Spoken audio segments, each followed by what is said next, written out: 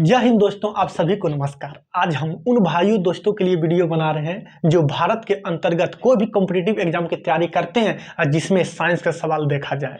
आप लोग को यह वीडियो इतना हेल्पफुल होगा क्योंकि आप लोग 10 घंटा का लेक्चर देखते हैं कोई भी चैप्टर का। हम 10 से 15 मिनट में पूरा आप लोग को रिवीजन के तौर पर दिमाग में डाल देंगे। चलिए हम लोग आज स्टार्ट करते हैं जीव विज्ञान, जिसको अंग्रेजी में बायोलॉजी बोलते हैं। ठीक है, चलिए कुछ बेसिक है समझते हैं, फिर आगे हम लोग देखेंगे।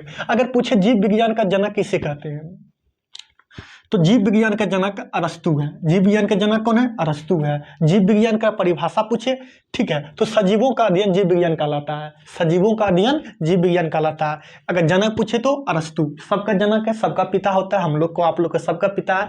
ठीक है, तो जनक फादर बोले, पिता बोले तो अरस्तु।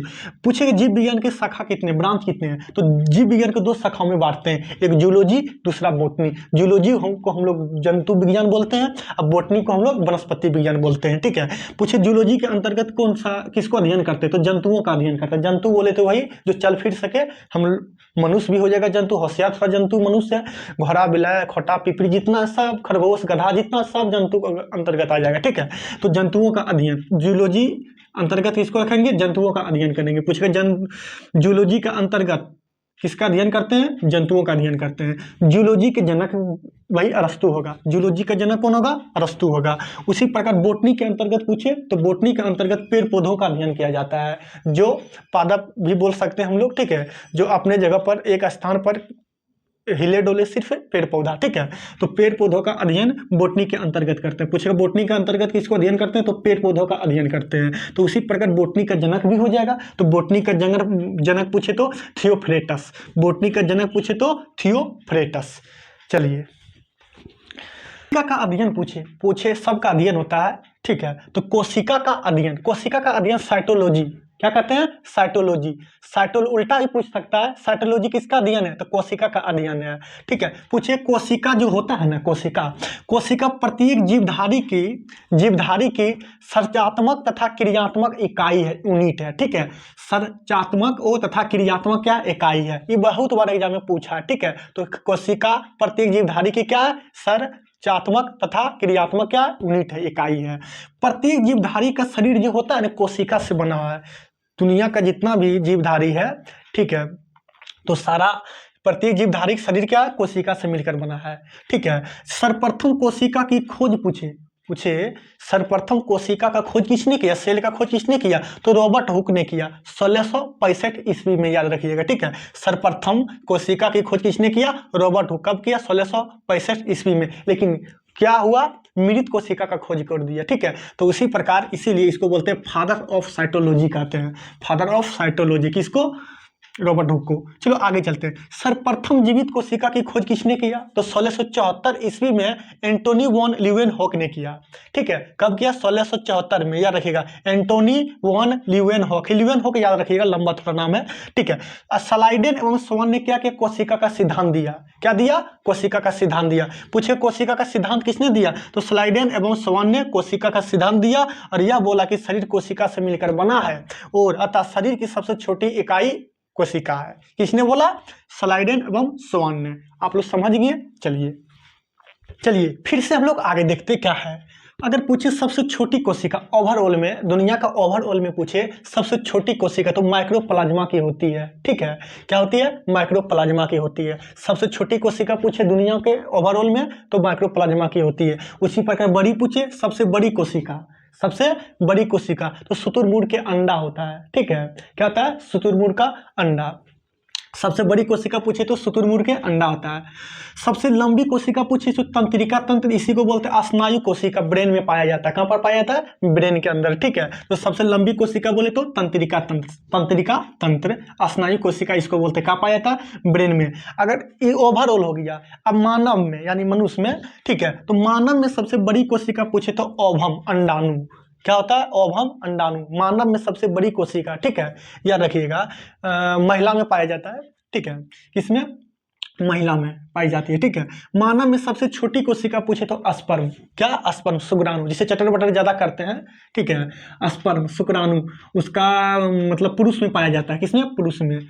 चलो आगे, तंत्रिका कोशिका जो होता है ना ब्रेन में जो होता है उसमें कोशिका विभाजन होवे नहीं करता है, ठीक है। पूछे कि इसमें कोशिका विभाजन नहीं होता है, तो तंत्रिका कोशिका में, ठीक है, कोशिका विभाजन नहीं होता है। और सबसे अधिक कोशिका विभाजन पूछे तो लीवर, जिगर, यकृत, तीनों एक ही नाम से जानते हैं, ठीक है। लीवर, जिगर, यकृत, तो तेजी से इसमें कोशिका विभाजन होता है, ठीक है, स्वतः अपने आप ठीक हो जाता है। और वो तंत्रिका तंत्र में एक बार चोट लगने से स्वतः मृत्यु हो जाता है किसी भी व्यक्ति को, ठीक है। इसमें कोशिका विभाजन नहीं होता, किसमें, ब्रेन में, तंत्रिका तंत्र में। आप लोग समझ गए। चलिए फिर हम लोग आगे देखते हैं, आगे क्या कहता है। कोशिका का अंग, अगर पूछे कोशिका का अंग किसको बोलते हैं, तो जीव द्रव को बोलते हैं। किसको बोलते हैं, जीव द्रव को। या तरल गाढ़ा पदार्थ होता है, ठीक है, तरल गाढ़ा पदार्थ, जीव द्रव। कोशिका के अंग पूछे तो जीव द्रव। पूरा विश्लेषण हम नहीं कर पाएंगे क्योंकि अभी टाइम मतलब ज़्यादा लेगा इसमें, ठीक है। रिवीजन के तौर पर यह वीडियो है, ठीक है। इसकी खोज पूछेगा तो पूर्व किंजन है, इसका खोज पूछेगा तो पूर्व किंजन है। पूछेगा जीव द्रव का खोज किसने किया, तो पूर्व किंजन है। किसने, पूर्व किंजन है। हेक्सले ने जो था उसने क्या बताया, जीव द्रव को जीवन का भौतिक आधार बताया, और यह बताया कि 80% भाग जल का बना होता है, क्या, जीव द्रव। क्या, जीव द्रव। हेक्सले ने क्या बताया, जीवन का भौतिक आधार बताया, किसको, जीव द्रव को बताया। और यह बताया 80% भाग जल का बना होता है। यह दो प्रकार का, जीव द्रव क्या होता है, दो प्रकार का। पूछेगा जीव द्रव कितना प्रकार का, दो प्रकार का होता है। नंबर एक कोशिका द्रव, नंबर दूसरा केंद्रिका द्रव। कोशिका द्रव की कोशिका के सूखने से बचाता है। पूछेगा कोशिका द्रव क्या करता है, कोशिका को सूखने से बचाता है। कोशिका द्रव क्या करता है, कोशिका को सूखने को बचाता है, ठीक है। इस कोशिका, इसके अंतर्गत बहुत सारा आता है पदार्थ, ठीक है। लाइसोसोम, माइक्रोकॉन्ड्रिया, न्यूक्लियस, ठीक है, गल्जी बॉडी, बहुत सारा रहता है, ठीक है। जो कोशिका रहता है ना उसको सूखने के बचाता है, कौन, कोशिका द्रव, ठीक है। केंद्रिका द्रव और उसको सूखने से बचाता है केंद्रिका द्रव। ये सब आगे हम लोग देखेंगे डिटेल में, आप लोग समझ गए। हम लोग आगे देखते हैं, कोशिका भित्ति। पूछे कोशिका भित्ति किसकी बनी होती है, तो सेल्यूलोज का बना होता है। किसका, सेल्यूलोज का। कोशिका भित्ति किसकी बनी होती है, सेल्यूलोज की बनी होती है, ठीक है। कोशिका भित्ति सेल्यूलोज की बनी होती है। नोट भी जो होता है ना गांधी, वो भी सेल्यूलोज की बनी होती है। कोशिका भित्ति जो होता है पूछे किस में पाया जाता है, केवल पादपों में पाया जाता है, ठीक है। पादप बोलो तो पेड़ पौधा, ठीक है। तो कोशिका भित्ति केवल किस में पाया जाता है, पादप में पाया जाता है, ठीक है, याद रखिएगा। कोशिका भित्ति जो होता है ना क्या करता है, पेड़ पौधों को सुरक्षा देता है, ऊपर से कपड़ा के काम करता है। जिस तरह हम लोग कपड़ा है ना उसी का काम करता है। तो पेड़ पौधा को क्या करता है, सुरक्षा देता है। जीवाणु एक पादप कोशिका, याद रखिएगा, जीवाणु एक पादप है, ठीक है, जिसका कोशिका भित्ति जो होता है ना ऊपर वाला पेप्टिडोग्लाइकेन की बनी होती है। पूछेगा जीवाणु का कोशिका भित्ति किसकी बनी होती है, पेप्टिडोग्लाइकेन की बनी होती है। पेप्टिडोग्लाइकेन, जीवाणु, जिसको हम लोग नंगी आंख से नहीं देख सकते उसी को जीवाणु बोलते हैं, ठीक है। चलो, कवक की कोशिका भित्ति किसकी बनी होती है, कवक, ठीक है। कवक की कोशिका भित्ति पूछे तो काइटिन की बनी होती है। किसकी, काइटिन की बनी होती है। कवक की कोशिका भित्ति काइटिन की बनी होती है। कोशिका झिल्ली बात बोलते हैं, ठीक है। कोशिका झिल्ली जो होता है ना वो जंतु तथा पादप दोनों में पाया जाता है, ठीक है। कोशिका भित्ति केवल पादप में पाया जाता है, आप लोग ध्यान रखिएगा। लेकिन कोशिका झिल्ली जो होता है जंतु तथा पादप दोनों में पाया जाता है। जंतु मतलब हम लोग में भी, ठीक है, जंतु तथा पादप दोनों में पाया जाता है। कोशिका झिल्ली जो होता है अर्ध पारगमय होता है, अर्ध पारगमय होता है, कुछ ही अंश जाने देती है, ठीक है, अर्ध पारगमय होती है। चलिए फिर हम लोग देखते हैं आगे, माइटोकॉन्ड्रिया या सूत्रकणिका। देखिए माइटोकॉन्ड्रिया सूत्रकणिका जो होता है ना कोशिका के अंदर होता है। क्या होता है, कोशिका के एक पार्ट है अंदर में होता है, ठीक है, माइटोकॉन्ड्रिया, याद रखिएगा, ठीक है। तो माइटोकॉन्ड्रिया या इसी को हिंदी में बोलते हैं सूत्रकणिका। इसकी खोज किसने किया, अल्टमैन ने किया, वैज्ञानिक है अल्टमैन ने किया। पूछेगा अल्टमैन किसकी खोज किया, सूत्रकणिका यानी माइटोकॉन्ड्रिया की खोज किया। डॉट डैश का मतलब क्या समझिएगा, माइटोकॉन्ड्रिया, ठीक है। माइटोकॉन्ड्रिया जो होता है, माइटोकॉन्ड्रिया में ऑक्सीशोषण चलता है। पूछे किसमें ऑक्सीशोषण चलता है, तो ऑक्सीशोषण माइटोकॉन्ड्रिया में चलता है, ठीक है। माइटोकॉन्ड्रिया में जो होता है यह क्रेब्स चक्र भी चलता है। क्या चलता है, क्रेब्स चक्र। पूछे क्रेब्स चक्र किसमें चलता है, माइटोकॉन्ड्रिया में चलता है, ठीक है। जिसके फलस्वरूप एटीपी तथा ग्लूकोज बनते हैं। जब क्रेब्स साइकिल चलता है तो एटीपी तथा ग्लूकोज बनते हैं और ऊर्जा मिलती है। हम लोग क्या मिलती है, ऊर्जा मिलती है। इसीलिए माइटोकॉन्ड्रिया के पावर हाउस या शक्ति घर बोलते हैं, ठीक है, पावर हाउस या शक्ति घर बोलते हैं, ठीक है। माइटोकॉन्ड्रिया के आंतरिक दीवार, माइटोकॉन्ड्रिया के आंतरिक दीवार को बोलते हैं क्रिस्टी कहते हैं, ठीक है, क्रिस्टी कहते हैं। माइटोकॉन्ड्रिया के आंतरिक दीवार को क्या बोलते हैं, क्रिस्टी कहते हैं। रिवीजन के तौर पर यह वीडियो है।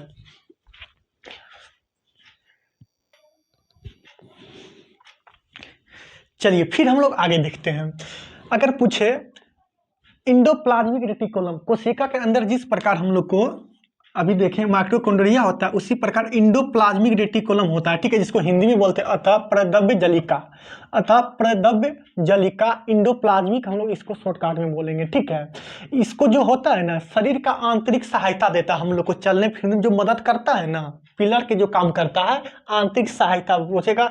कोशिका का आंतरिक सहायता कौन करता है, तो इंडोप्लाज्मिक रेटिकुलम अतः प्रद्रव्य जलिका, याद रखिएगा। इसीलिए इंडोप्लाज्मिक बोले तो यही समझिएगा, ठीक है। इंडोप्लाज्मिक रेटिकुलम आंतरिक कंकाल होता है, आंतरिक सहायता देता है। जितना भी हम लोग कंकाल हो ना, हड्डी गुड्डी, आंतरिक कंकाल बोलते हैं किसको, इंडोप्लाज्मिक रेटिकुलम को। एक एक पॉइंट से क्वेश्चन बन रहा, ठीक है, सारा मोस्ट इंपोर्टेंट है क्वेश्चन। इंडोप्लाज्मिक रेटिकुलम दो प्रकार के होता है, स्मूथ इंडोप्लाज्मिक रेटिकुलम, हिंदी में चिकनी बोलेंगे, एगो रफ इंडोप्लाज्मिक रेटिकुलम जिसको खुरदरी बोलेंगे, ठीक है। यह दो प्रकार के होता है, स्मूथ और रफ। स्मूथ इंडोप्लाज्मिक रेटिकुलम जो होता है ना, यह कार्बोहाइड्रेट तथा वसा का निर्माण करता है। पूछेगा वसा और कार्बोहाइड्रेट का निर्माण कौन करता है, किस इंडोप्लाज्मिक रेटिकुलम में, तो स्मूथ में। किसमें, स्मूथ में। और रफ इंडोप्लाज्मिक रेटिकुलम यानी खुरदरी जो होता है, ये राइबोसोम का निर्माण करता है। क्या करता है, राइबोसोम का निर्माण करता है। राइबोसोम जो है प्रोटीन का निर्माण करता है, ठीक है। तो राइबोसोम को निर्माण करता है रफ इंडोप्लाज्मिक रेटिकुलम, और यह क्या करता है, राइबोसोम प्रोटीन का निर्माण करता है।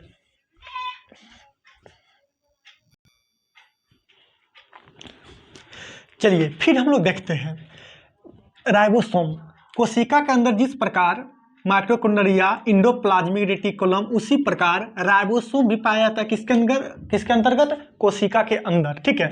तो राइबोसोम को क्या क्या काम है उसको बताते हैं, ठीक है। तो राइबोसोम जो है प्रोटीन का निर्माण करता है। पूछेगा प्रोटीन का निर्माण किसने करता है, तो राइबोसोम। प्रोटीन का निर्माण किसने करता है, राइबोसोम। चलिए उसी प्रकार राइबोसोम जो है, राइबोसोम को प्रोटीन का फैक्ट्री कहते हैं। क्या बोलते हैं, प्रोटीन का फैक्ट्री।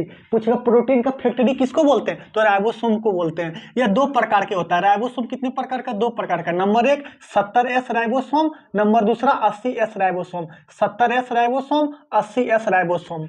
70S राइबोसोम हल्का होता है। 70S राइबोसोम क्या होता है, हल्का होता है। यह प्रोकैरियोटिक कोशिका में पाया जाता है। पूछेगा 70S राइबोसोम किस कोशिका में, प्रोकैरियोटिक कोशिका में पाया जाता है। 80S राइबोसोम भारी होता है, जो कि यूकैरियोटिक कोशिका में पाया जाता है। यूकैरियोटिक कोशिका में पाया जाता है। चलिए ये देखते हैं गल्गी बॉडी। जिस प्रकार हम बोले थे कोशिका के अंतर्गत mitochondria, Golgi body, nucleus, endoplasmic reticulum, ribosome सब पाया जाता है, उसी प्रकार गल्गी बॉडी भी पाया जाता है। किसमें, कोशिका के अंदर, ठीक है। तो कोशिका मतलब कोशिका के अंदर गल्गी बॉडी भी, इसका क्या क्या काम है हम लोग उसको जानते हैं, इससे क्या क्या क्वेश्चन बनता है, ठीक है। तो गल्गी बॉडी का खोज पूछे कैमिलो ने किया था, ठीक है। किसने किया, कैमिलो ने किया था। गल्गी बॉडी की खोज कैमिलो। ये सब उतना इंपॉर्टेंट नहीं है, बाकी इंपॉर्टेंट है, ठीक है। गल्गी बॉडी जो है ये क्या करता है, पदार्थों का परिवहन करता है, ठीक है। एक दूसरे लेने में मदद करता है। पदार्थ जितना भी शरीर के अंतर्गत होता है ना, ये क्या करता है, परिवहन करता है। इसलिए इसको यातायात में सहायक देता है किसी भी चीज को, ठीक है। चलिए तो ये पदार्थों का परिवहन कौन करता है, गल्गी बॉडी। यातायात में सहायक कौन करता है, गल्गी बॉडी। अब उसी पर एगो सेंट्रोसोम होता है। क्या होता है, सेंट्रोसोम। कोशिका के अंदर में क्या होता है, सेंट्रोसोम। इसको हिंदी में तारक काय बोलते हैं, ठीक है। यह क्या करता है, कोशिका विभाजन करता है। जितना भी कट छट टूट फूट होता है ना, उसको कोशिका विभाजन करता है। कौन करता है, सेंट्रोसोम। कोशिका विभाजन करता है, ठीक है। अब सेंट्रोसोम केवल जंतु कोशिका में पाया जाता है। केवल जंतु कोशिका में ही विभाजन करता है सेंट्रोसोम, याद रखिएगा। पादप कोशिका में नहीं, ठीक है। तो उसी के साथ ये भी याद रखिएगा, पादप कोशिका में कौन विभाजन करेगा, तो सेल प्लेट द्वारा होता है। क्या होता है, सेल प्लेट द्वारा पादप कोशिका में विभाजन होता है, ठीक है। बोवेरी ने खोज किया सेंट्रोसोम को। बोवेरी ने क्या किया, खोज किया था सेंट्रोसोम को। चलिए फिर हम लोग आगे देखते हैं। लाइसोसोम कोशिका के अंदर पाया जाता है। लाइसोसोम का क्या क्या काम है, किससे क्या क्या इससे क्वेश्चन बनता है, उसको हम लोग देखते हैं। लाइसोसोम जो होता है पाचन का कार्य करता है। कोशिका के अंदर जो होता है ना, पाचन का काम कौन करता है? लाइसोसोम काम करता है, ठीक है। तो पाचन का कार्य कौन करता है? लाइसोसोम।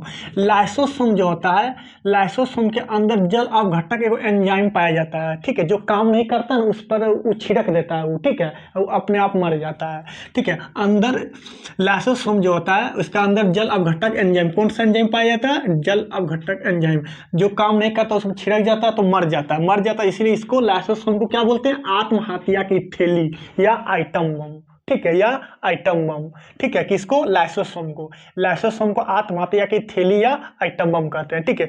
इसकी खोज जो है डी डुबे ने किया, इसकी खोज लाइसोसोम की खोज डी डुबे ने किया था, ठीक है।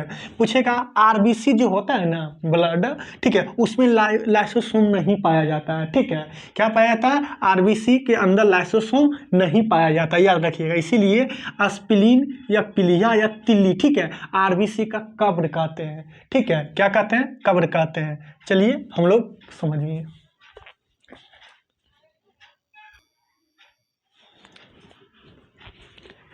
चलिए फिर हम लोग आगे देखते हैं। कोशिका के अंदर केंद्रक पाया जाता है। केंद्रक भी किसके अंदर होता है? कोशिका के अंदर। केंद्रक से क्या क्या सवाल बनता है, क्या क्या क्वेश्चन एग्जाम में, उसको हम लोग देखते हैं। पूछे केंद्रक का खोज किसने किया? न्यूक्लियस इसको अंग्रेजी में बोलते हैं। केंद्रक का खोज रॉबर्ट ब्राउन ने किया। किसने किया? रॉबर्ट ब्राउन ने किया। केंद्रक, केंद्रक का काम क्या है? नियंत्रित करता है। कोशिका के अंदर सारा जो होता है ना, उसको केंद्रक के काम क्या? नियंत्रित करना। क्या करना? नियंत्रित करना, ध्यान रखना, ठीक है। केंद्रक जो होता है कोशिका का दिमाग कहते हैं। पूछे कोशिका का दिमाग, ब्रेन, कोशिका का दिमाग किसे कहते हैं? केंद्रक को कहते हैं, ठीक है। केंद्रक जो होता है, केंद्रक में 80% प्रोटीन पाया जाता है। केंद्रक में 80% प्रोटीन पाया जाता है, ठीक है। उसी प्रकार रसधानी भी अंदर होता है कोशिका के। तो रसधानी के क्या क्या काम है? तो रसधानी जो है ना, जल को संचित स्टोर करके रखता है। जितना भी शरीर में पानी है ना, 65%, 65, वो पानी को स्टोर संचित करके रखता है। कौन? रसधानी, ठीक है। रसधानी जंतुओं में छोटा होता है। जंतुओं में क्या होता है? छोटा होता है। और रसधानी जो है पादपों में बहुत बड़ा होता है। पादपों में क्या होता है? बहुत बड़ा होता है। चलिए फिर हम लोग आगे देखते हैं। लवक, लवक पादपों का सबसे बड़ा अंग है, ठीक है। पादप जो होता है पादपों का सबसे बड़ा अंग पूछे तो लवक, ठीक है। लवक केवल पादपों में पाया जाता है, जंतु में नहीं, याद रखिएगा। लवक केवल पादपों में पाया जाता है। लवक 3 प्रकार के होते हैं, हरित लवक और वर्णित लवक, वर्णित लवक। लवक कितने प्रकार का? 3 प्रकार का, हरित लवक और वर्णित लवक, वर्णित लवक। हरित लवक का काम क्या है? भोजन का निर्माण करना।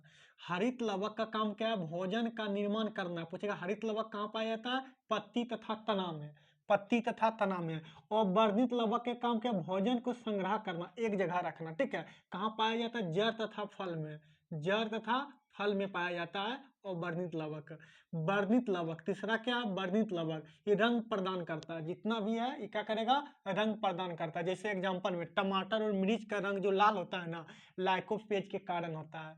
किसके कारण लाल होता है? लाइकोपेज। गाजर का रंग केरोटीन के कारण, गाजर का रंग पूछे तो केरोटीन के कारण। चुकंदर का रंग पूछे तो बीटानोन के कारण। किसका कारण? बीटानोन के कारण। अब फलों का कभी कभी पीला रंग हो जाता है, तो फलों का पीला रंग जो होता है जेंथोफिल के कारण। किसके कारण? जेंथोफिल के कारण। गुणसूत्र, गुणसूत्र इसको क्रोमोसोम भी बोलते हैं, ठीक है, क्रोमोसोम। तो गुणसूत्र जो है मानव में 23 जोड़ा आता है। गुणसूत्र जो है जोड़ा पूछे तो 23 जोड़ा आता है, ठीक है। संख्या पूछे तो 46 गो। मानव में कितना? 46 गो। मानव की बात कर रहे हैं, अलग अलग जीव में अलग अलग होता है, ठीक है। गुणसूत्र जो होता है ना, ऊपरी भाग को सेटेलाइट कहते हैं। गुणसूत्र जो होता है ऊपरी भाग को क्या कहते हैं? सेटेलाइट कहते हैं, ठीक है। और मध्य भाग को हम लोग क्या बोलेंगे? सेंट्रोमर बोलेंगे। मध्य भाग को क्या बोलेंगे? सेंट्रोमर बोलेगा। गुणसूत्र क्रोमोसोम मध्य भाग को क्या बोलेंगे? सेंट्रोमर बोलेंगे। और नीचे वाला भाग को क्या बोलेंगे? टेलोमर बोलेंगे, टेलोमर बोलेंगे, ठीक है। इसकी खोज जो है ना वाल्डेयर ने किया था। गुणसूत्र की खोज किसने किया? वाल्डेयर ने किया था। गुणसूत्र की खोज किसने किया? वाल्डेयर ने किया था। आगे देखते हैं।